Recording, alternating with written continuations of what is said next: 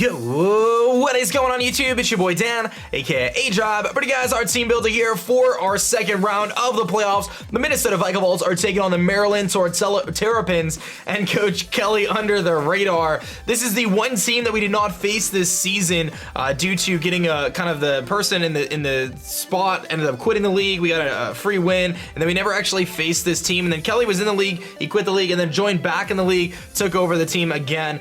He had some life change stuff that kind of took place, and that ultimately resulted in him taking over this team. Kelly's a phenomenal battler. The last time I played him was NPA. He did beat me 1-0 with a Scarf Braviary. I remember that match very well. He's been known as one of the better battlers in the league, and he always seems to do pretty well. We're down to the final 4 teams. If we win this match, we go to the championship. I'm feeling really good. If we lose this match, I think Kelly's gonna win the championship with no disrespect to whoever's making it on the other side there. Kelly's got a crazy good team, man, and it took a long time to prep for this one. This was a tough one. A lot of people were saying, aDrive, where's P4G? We decided to put the league on hold for 1 week because I was at TwitchCon. I just did not have the time to battle Kelly, so I asked the league if we can postpone the last 2 matches or whatever for 1 week. Everyone was cool with it, so thank you to those guys for being awesome and just understanding that my schedule was just too crazy. But let's run through his team here, and the match will be up tomorrow as normal. Could be our final match of the season. It could also be our quest for the championship. Just 1 game to go until we are in that coveted championship spot.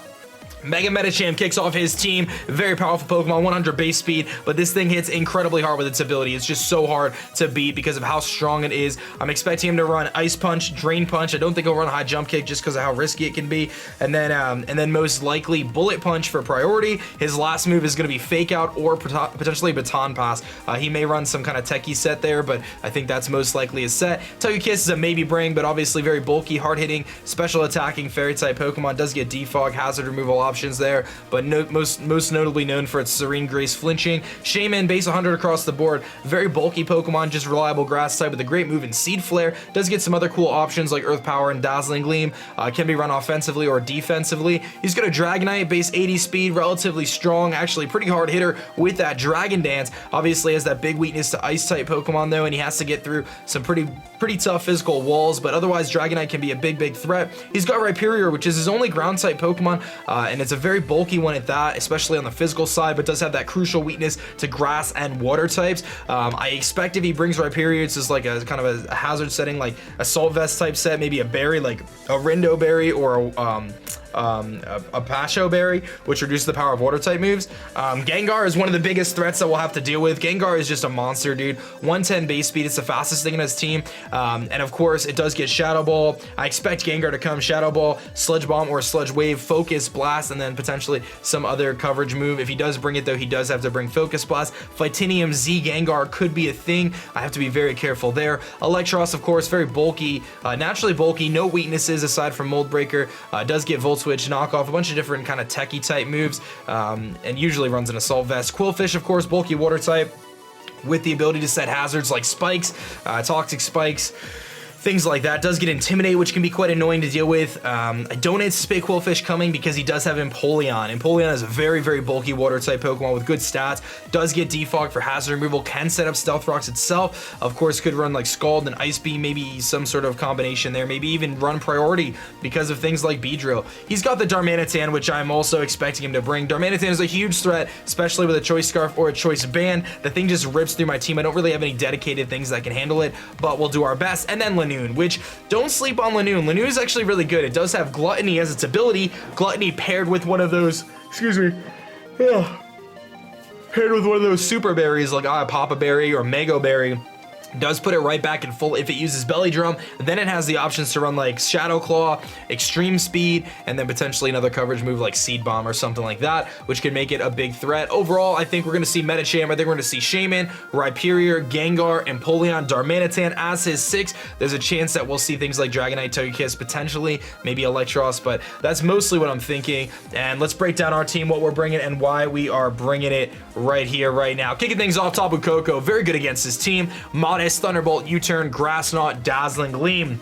Very, very good stuff here. The Life Orb is going to boost our power and allow us to hit just a little bit harder. Thunderbolt just wrecks a lot of his team. U-turn there from Momentum, of course. Dazzling Gleam does almost what HP Ice would have done to Dragonite anyway, and it also helps me hit the Medicham pretty nicely. Can hit things like Rhyperior. Grass Knot obviously does a tremendous amount there, and otherwise Thunderbolt just wrecks his team if I can get an opportunity to do that, except for maybe like Electros, which could be like Assault Vest, so we do have to be careful there. The next Pokemon is going to be one of our main ways to win this game. It is Substitute, Calm Mind, Roost, Stored Power, Latias, and I actually don't even have the Mega Stone on it, so before I forget, because I will be playing here pretty soon, I'm going to add the Mega Stone right now. We're actually running Psychium Z, and this is really cool because it allows me to have like a one-turn option to just hit something really hard if I don't have my Stored Power boost that I need with Calm Mind. Obviously, Stored Power is 20 base power, but then every boost you get 20 more, so after one Calm Mind, it's 60 base power. After two Calm Minds, it's 100 base power, and so on and so forth. It gets really, really strong, and I think this thing could be really good. I think I have an opportunity to set up in front of things like Empoleon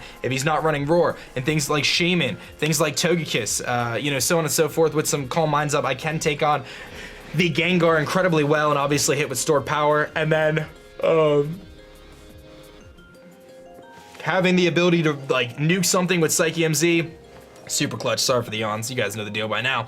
But having the ability to Psychium Z something with Stored Power, which is obviously not 20 base power with Psychium Z, it's much stronger. I think it's 160 base power. So it gives me an option to hit something really, really hard with that if need be. Now, I was a little torn here, but I decided to go with Beedrill in this game. Beedrill is really valuable. I mean, he obviously has some priority, and he potentially brings Scarf Darmanitan, but Beedrill puts in a lot of work. It threatens out the Gengar. It obviously can do some stuff. It can't really touch Rhyperior, which is why I think he has to bring Rhyperior or Empoleon, one of the two, but at least I can hit him with Drill Run if I get him low enough. But otherwise, Momentum with U-turn, Poison Jab is great for Togekiss and Shaman if he decides to bring those, and obviously I can just destroy things like Medicham. I do get to run Adamant, and I do have 150 defense EVs, so I have a little bit of defensive bulk there to allow me to take Bullet Punch a little bit better, or Aqua Jet, or whatever priority he may try to bring.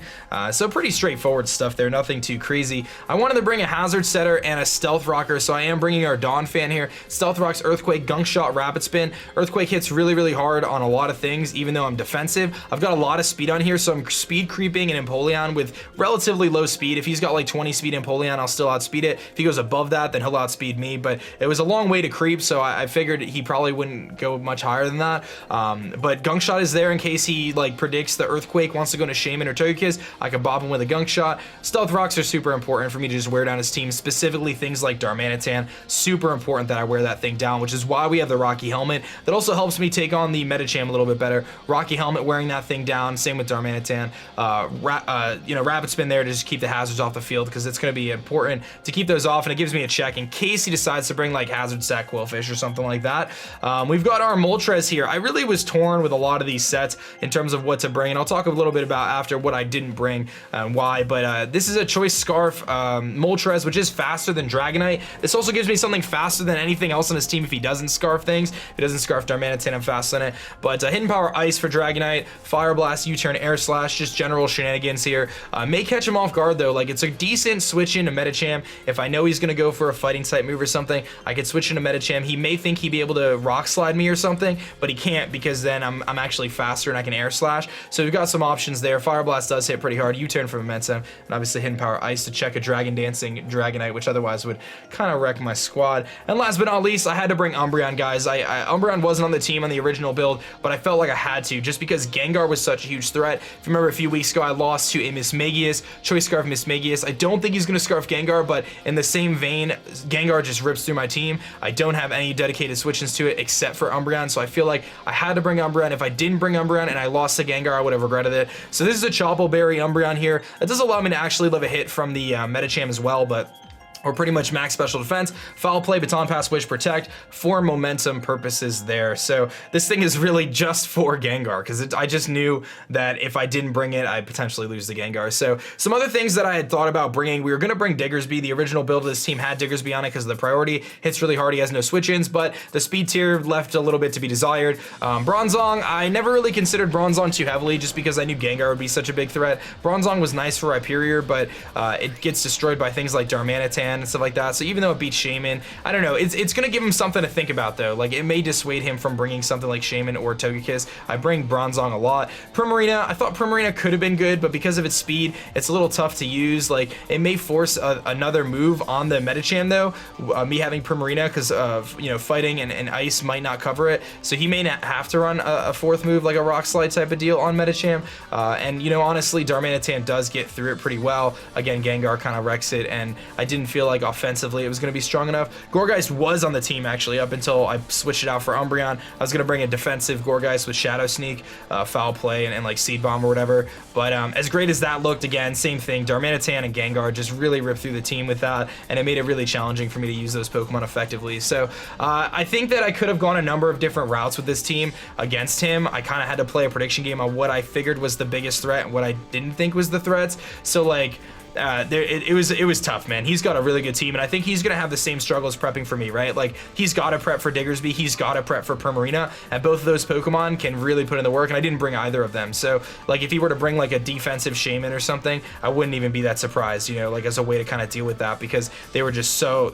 problematic for his team. And I could have easily done that. I could have easily brought Diggersby, Primarina, and even Bronzong. Like I said, there's some merit for Bronzong in stopping things like Shaman, and even if I brought like a Ghost Reduction Berry Bronzong to help against the Gengar, that could have been a thing too. So there was many options for us to go, a lot of different routes we could have went, but I think that the team we built was the team we needed to go. I'm confident in it. I think we could pick up a W here. I'm excited for this match. Win or lose, it's been a great season. I'm ready to rock and roll. Match goes up tomorrow. Enjoy. Hit that like button down below. That's gonna be it for me, guys. My name is Dan. I also go by aDrive, and I'm gonna catch you guys next time.